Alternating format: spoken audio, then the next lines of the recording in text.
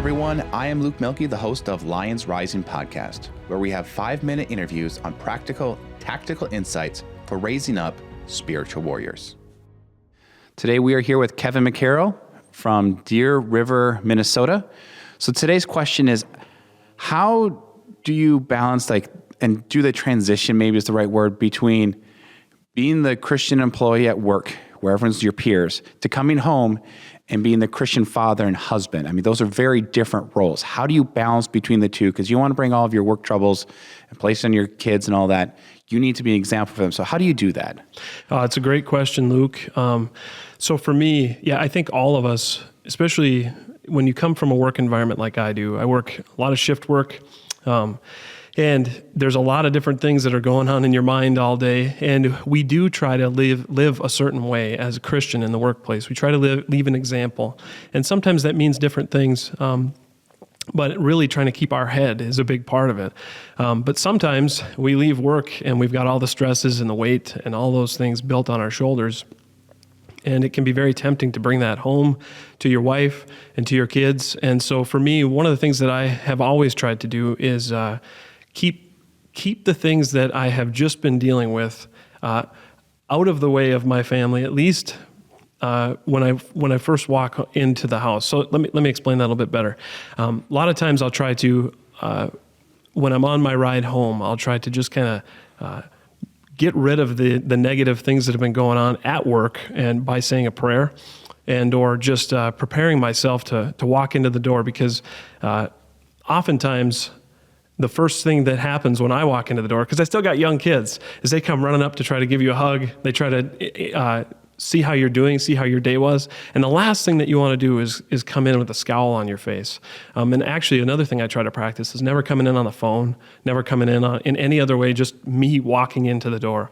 And I think that it's a really good practice to keep, because once my kids are teenagers, maybe they won't care so much that I'm coming home. But as of right now, my kids are really excited about coming home.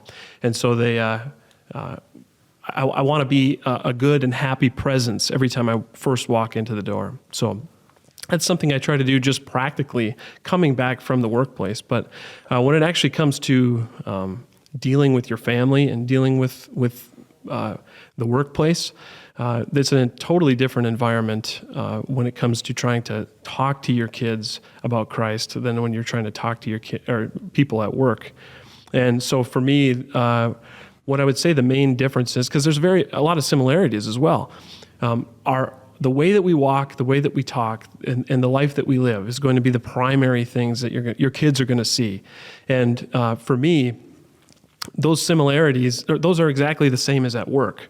The difference, I would say, is that at home you have opportunities that you don't have at work, to be an example in opening God's Word every day, to be an example in prayer every day, and doing those things not just on your own, but also with your family and with your kids. And so something that I've practiced is I work shift work, and I can't be home every single day, all day. And so when I am home or I have days off, I always try to do a Bible study with my kids.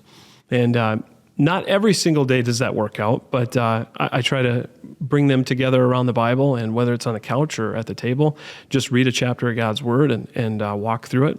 And so those are some of the things that I do to try to that I can't do at work necessarily. It's kind of hard to always have the Bible open at work. So I don't know if that answers your question, but yes, it does. I have a kind of follow-up question. There's about a minute left here. Yeah. So when you come home to your kids after the detoxing, before you get in there the best you can, and the kid has a problem. How do you transition from your problem to their problem, which maybe in your world, maybe you consider a small problem, but to them is big? Sure. How do you transition from something at work dropping your foot and you can hardly walk to the kid has a problem? How do you deal with that? So I think the biggest challenge that we face is that we get caught up in our own selfish desires and needs. And for me, one of the greatest things that you can think of as a father, or at least I try to keep in the forefront of my mind, is that I think kids are probably the one thing that God gave us that can remind us of who we are in Him.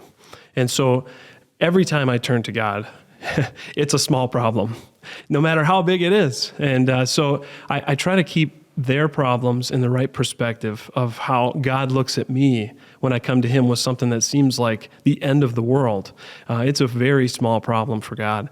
And so we're not going to do that perfect. Every day is going to be a little different. But if I think we can truly love the children, truly care about those kids, instead of just being focused on the best way to talk to them, the best way, but just really care about their genuine needs.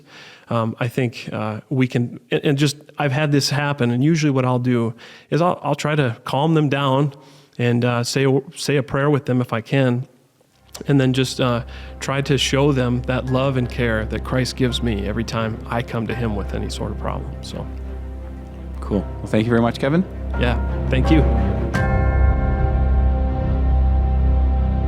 Thank you so much for listening today. We'd love to have you be part of a community. So if you hit that subscribe, that follow button, that would be awesome.